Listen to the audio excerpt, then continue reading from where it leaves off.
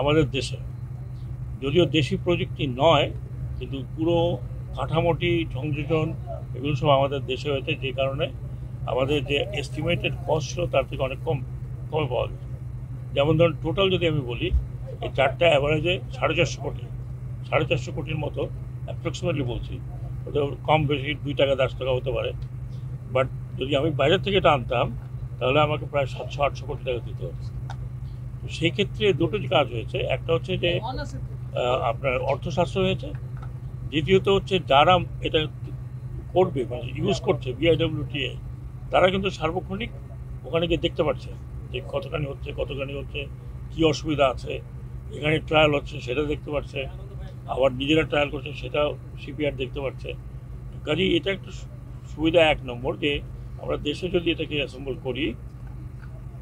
করি এই জন্য বলছি, কারণ সব কিছু কিন্তু আমরা বানাচ্ছি না।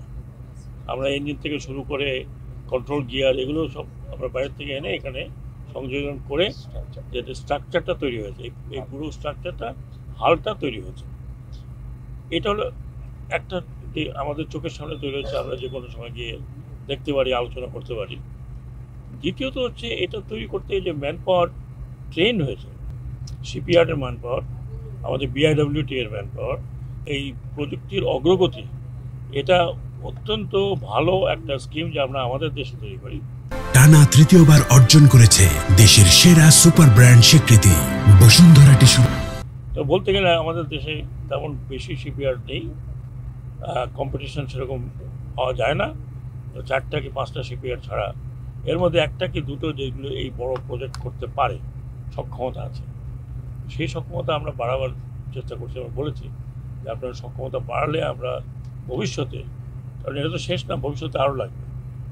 আরেকটা জিনিস হচ্ছে অলরেডি মার্ক করা আছে এবং সেগুলো প্ল্যান করা আছে। এখন প্রায়োরিটির উপরে ডিপেন্ড করবে, যেমন এটা একটা প্রায়োরিটি, এইটা একটা প্রায়োরিটি, নদী বন্দরগুলোর পাশাপাশি একটা প্রায়োরিটি, যাত্রীবাহী যে সমস্ত জায়গায় যায় সেগুলো একটা প্রায়োরিটি, ফেরি চলাচলটা মেইন যেটা প্রায়োরিটি, এগুলো প্রায়োরিটি ঠিক করা আছে এবং প্রায়োরিটি অনুযায়ী এগুলোকে ব্যবহার করা হবে। স্যার, বাংলাদেশের আমার জমিতে বালি আসতেছে বিকজ অফ দিস। সো আমরা চিন্তা করতেছি, আমাদের পরিকল্পনা আছে, এটা আমি গিয়ে আবার দেখব। ও এটার সাথে এই ড্রেজিংয়ের সাথে একটা ডাম্প করার জন্য বার্জ থাকবে, ডাম্প বার্জ, যাতে ওই বার্জে উঠে সেইটাকে নিয়ে বহু দূরে অন্য কোথাও ফেলে দিতে হবে।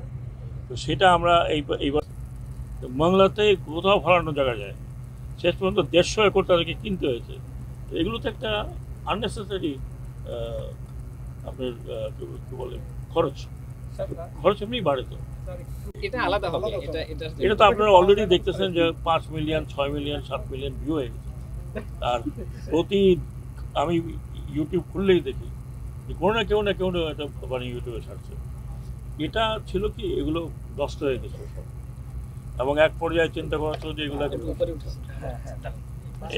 সরি, ওটা শুধু পরিচালনা এবং কেটারিং এই দুটো করবে, আর বাকি স্টাফ বিআইডব্লিউটিসি থাকবে।